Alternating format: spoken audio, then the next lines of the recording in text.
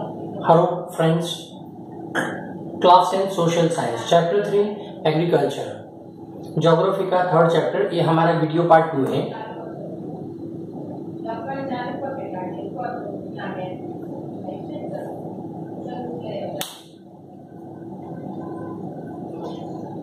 Now start next point, technological and institutional reforms. Agriculture के अंदर हमारी कंट्री के अंदर क्या क्या टेक्नोलॉजिकल इंस्टीट्यूशन रिफॉर्म्स आए।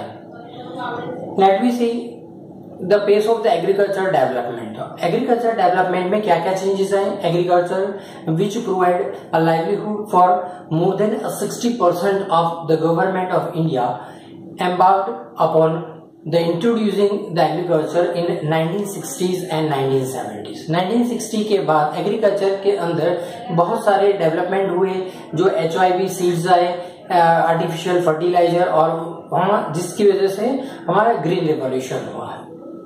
The government is also announced minimum support price, remunerative and the procurement price for the important crops. यानी कि इम्पोर्टेंट क्रॉप्स के लिए हर एक फार्मर को एक जो उसका मिनिमम सपोर्ट प्राइस मिलेगा, यानी कि MSP। Consolidation of holding, the corporation and the abolition of zamindar etcetera were given the priority. Consolidation को और कॉर्पोरेशन को, एबोलिशन ऑफ जमींदारी प्रथा को, सबको प्रायोरिटी दी गई। And to bring about the institutional reforms in the country after the independence। और independence के बाद ये सारे अलग अलग इंस्टीट्यूशन रिफॉर्म्स हुए और जिसकी वजह से एग्रीकल्चर डेवलपमेंट हुआ। Now green revolution based on use of the package technological and the white revolution operation so flood where some of the strategy of the initiated improve the lot of the Indian agriculture. The land reforms was the main focus of the first 5 years plan। हमारी government ने 5 years plan introduce किए, जिसकी वजह से एक target create किया जाता था कि इस 5 year के अंदर क्या क्या रिफॉर्म्स किए जाएंगे, क्या क्या चेंजेस लाए जाएंगे कंट्रीज के अंदर।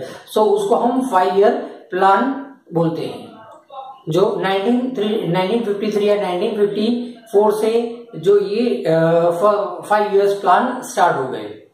Development in the few selected areas in 1980s and 1990s, the comprehensive land development program was initiated which include both the institutional and the technological reforms. तो ये सारे की वजह से 1980 और 1990 के अंदर जो बहुत सारे रिफॉर्म्स हुए, हमारा डेवलपमेंट हुआ। तो इस प्रोग्राम को लेकर so they include both the institutional and technological reforms हुए। And provisional of the crops, insurance against the drought, flood, cyclone, fire and diseases. तो जिसकी वजह से कि इंश्योरेंस, उसके क्रॉप के अगेंस्ट इंश्योरेंस लिया जाए, कभी फ्लड आ जाए, कभी ड्रॉट हो जाए, कभी साइक्लोन आ जाए, कि कोई डिसीज हो जाए जिसकी वजह से क्रॉप फेल जाता है, तो यानी उसको एक इंश्योरेंस मिलेगा, जिसकी वजह से उसका पेमेंट इंश्योरेंस कंपनी करेगी।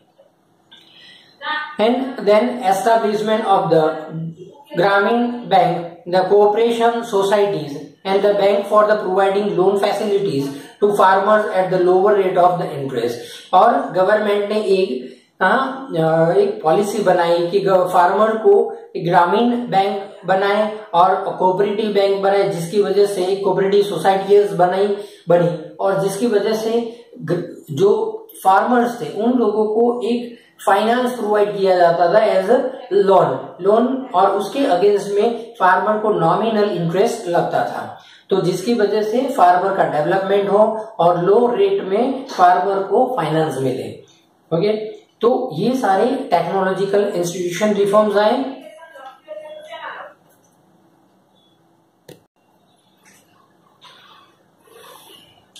ऑल्सो द किसान क्रेडिट कार्ड और personal accident insurance scheme introduced by the government ने किसान क्रेडिट कार्ड बनाए। ऑल्सो उन्होंने जो इंश्योरेंस यानी कि मेडिकल सर्विसेज, एक्सीडेंटल इंश्योरेंस, ये सारे जो इंट्रोड्यूस किए गवर्नमेंट ने, जिसकी वजह से किसान सेफली अपना वर्क कर सके। Specially weather the bulletin agriculture programs farmers were introduce on the radio and TV. अलग अलग प्रिंट मीडिया के थ्रू भी बुलेटिन्स बाहर इंट्रोड्यूस किए गए। ऑल्सो टीवी प्रोग्राम, टीवी के ऊपर फार्मर्स को इंफॉर्मेशन मिले और नए नए जो मॉडर्न टेक्नोलॉजी को यूज कर सके। तो मॉडर्न जो टेक्नोलॉजीज है जो टीवी के ऊपर दिखाई जाती थी, also through the radios, radio के ऊपर, जो आकाशवाणी के ऊपर जो ये प्रोग्राम रिलीज किए जाते थे, जिसकी वजह से फार्मर को बेनिफिट हो। Also, the government also announced the minimum support price and remunerative and the procurement prices of the important crops and checked the exploitation of the farm by the speculators and middlemen। यानी कि इनके जो support price यानी minimum support price decide किए गए, कोई भी farmer को कभी कोई लॉस ना हो, उसको मिनिमम बेसिस या तो मिनिमम उसका जो सपोर्ट प्राइस मिल सके, जिसके जो उसने ग्रो किया है अपने फार्म के अंदर, तो क्रॉप्स की उसको उसकी मिनिमम प्राइस मिल जाए। तो ये सारे गवर्नमेंट के थ्रू जो लिए गए हुए स्टेप्स थे। Now second point, constitution. अभी हमारे ये सेकेंड पॉइंट, ये फर्स्ट हमारा पॉइंट क्लियर हुआ। Now take a second point, contribution of agriculture to national economy, employment and outputs। अब एग्रीकल्चर को किस तरह कंट्रीब्यूशन किया गया नेशनल इकोनॉमी में, तो हमारे एग्रीकल्चर का क्या आउटपुट है, क्या उसका जो प्रोडक्शन जीडीपी में उसका क्या हिस्सा है, ये सारी चीज हम इस पॉइंट के थ्रू सीखेंगे। Gross domestic product has registered declining trends from 1951 onwards। Gross domestic product जो 1951 के बाद कंटिन्यूसली डिक्लाइन होती जा रही है। The population continue to raise, यानी पॉपुलेशन हमारे कंट्री की कंटिन्यूसली राइज होती है एंड ऑलमोस्ट 63% फ्रॉम इन 2001 में जो सेंसस काउंट किया उसमें जो हमारी पॉपुलेशन अप्रोक्सीमेटली 63% से रेज्ड हुई है। The government of India made a concern the effort of a modernisation agriculture in India. हमने यहाँ पे बताया कि GDP has registered declining trend in 1951 onwards। The population continued to be high as 63% in 2001।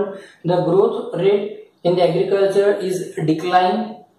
Agriculture backbone of India, हमारे country के लिए agriculture backbone है, because of India के उस टाइम पे 60 to 70% they are peoples are engage in agriculture industry. उस time पे क्या इंडस्ट्रियलाइजेशन नहीं था, बहुत कम था, इसके लिए हमारे ज्यादातर peoples they are engage in agriculture. Okay, so agriculture is the backbone of our country. The veterinary services and the animal breeding centres, तो वेटरनरी सर्विसेज बढ़ाई गई और जो ब्रीडिंग सेंटर्स थे वो भी इंक्रीज किए गए। हॉर्टिकल्चर डेवलपमेंट हुआ। So livelihood to be population, providing employments, तो बहुत सारे steps taken by the government. The government of the India made a concentrate the effort to modernise agriculture. Government हमारे कंट्री के जो एग्रीकल्चर जो मेथड थे उसको मॉडर्नाइजेशन के थ्रू उसमें चेंजेस लाए। Establishment the Indian council of agriculture research, तो उन्होंने इकरा, तो ICRA agriculture council of agriculture research, Indian council of agriculture research यानी कि इकरा, तो ये डेवलपमेंट किया। उसकी एग्रीकल्चर यूनिवर्सिटीज डेवलपमेंट हुई।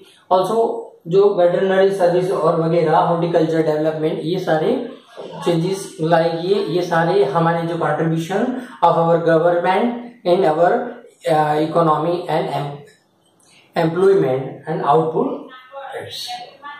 Now Next point, the food securities.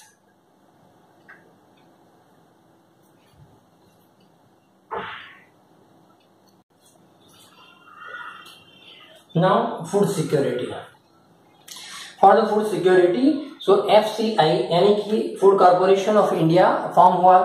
The number of the people who do not have a food security, यानी बहुत सारे लोग थे जिसको ये फूड सिक्योरिटी नहीं थी, यानी कि professionally large in the some region of the country, particularly the economically less developed. बहुत सारे हमारे जो स्टेट हैं जो इकोनॉमिकली बहुत लेस डेवलप्ड थे, सो बहुत सारे प्रॉब्लम्स क्रिएट होते थे फूड सिक्योरिटी की. So with the higher incidence of the poverty.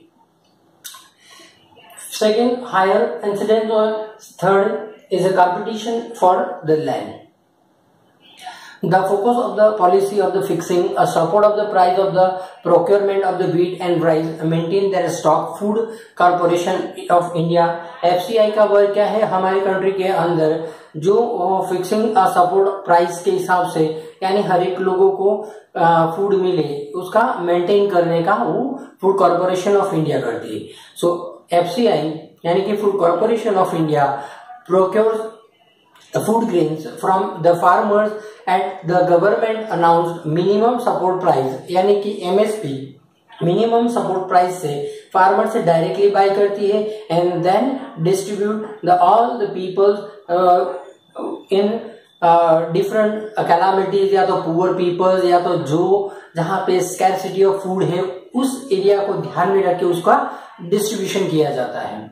The competition for the land between non agriculture uses such as the housing, यानी कि हमारे यहाँ पे हाउसिंग के लिए और एग्रीकल्चर के लिए दोनों में एक लैंड का कंपटीशन हो गया, और जिसकी वजह से हाउसिंग डेवलप करने के लिए भी लैंड चाहिए और एग्रीकल्चर कल्टीवेशन करने के लिए बहुत सारी लैंड रिक्वायर है. तो इनमें भी कंपटीशन आए, जिसकी वजह से फूड सिक्योरिटी को ध्यान में रखना पड़ा. The farmers are badly affected by the uncertainty of the production and market, यानी फार्मर को बहुत बुरी तरह से ये इफेक्ट होता था. कभी फ्लड आ जाता था, कभी नेचुरल कैलामिटीज या तो ड्रॉट हो जाता. तो ये सारे कैलामिटीज के सामने टिकने के लिए फार्मर्स को बहुत बैडली अफेक्ट होता था, और इसको लेकर इनके प्रोडक्शन को, और जिसकी वजह से सफिशिएंट सप्लाई मार्केट में नहीं रहता था, और जिसकी वजह से चीजों के प्राइस राइज होते थे. तो ये सारे प्रॉब्लम क्रिएट होते थे. ये भी एक फूड सिक्योरिटी का पार्ट है. Then the higher the supply of the lower in the demand, यानी जब हायर सप्लाई होती थी तो डिमांड लोअर डिमांड होती थी, यानी उस टाइम पे प्राइस रिड्यूस होते, यानी कि नॉट फार्मर्स को सफिशिएंट प्राइस नहीं मिलते थे. Now the last point, impact of globalisation on agriculture. अब हमारे एग्रीकल्चर पर इसका इम्पैक्ट क्या हुआ ग्लोबलाइजेशन का. ग्लोबलाइजेशन से क्या हमारे एग्रीकल्चर पे इफेक्ट आया, इस पॉइंट के अंदर हम ये सीखेंगे. Globalisation is not a new phenomena, it was there at the time of colonisation. जब ब्रिटिश लोग यहाँ पे थे उस टाइम से यहाँ पे वो सारी चीज उसमें जो चेंजेस आए. Till today, it is one of the important term export from India. आज भी हम देखते हैं कि जो इंडिया से सारी चीज हम एक्सपोर्ट करते हैं एंड जो सारी चीज हम इंपोर्ट करते हैं. Cotton textile industry in the Manchester and the Liverpool flourished due to the availability of the good quality of cotton from India. British के अंदर यानी कि पूरे यूरोपियन कंट्रीज के अंदर हमारे स्पाइसेस और कॉटन की बहुत डिमांड थी, यानी कि हमारा जो कॉटन था वो गुड क्वालिटी उस टाइम पे माना जाता था, इसलिए हमारे कॉटन की वहां पे बहुत डिमांड थी. So the Champaran movement which started in 1917 in Bihar under the globalisation, particularly after 1990s. The farmer in India have been exposed the new challenges, और ये फार्मर को एक नया चैलेंज उसके बाद एक्सपोज हुआ। देन